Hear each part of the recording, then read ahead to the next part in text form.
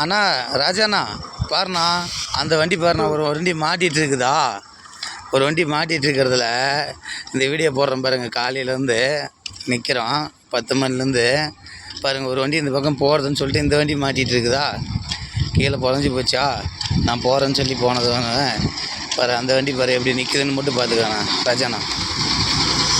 கரெக்டாக காலையில் மணி 9 மணிக்கு 9:30க்கு நம்ம வந்தோம்.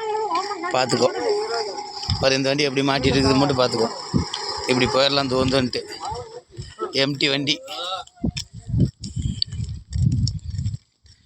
இதனால தான் இவ்வளோ ஒரு பிளாக்கு. அந்த பக்கம் அந்த வண்டி, இந்த வண்டி மாட்டிக்கிச்சு. இந்த வண்டி பாருங்கள்,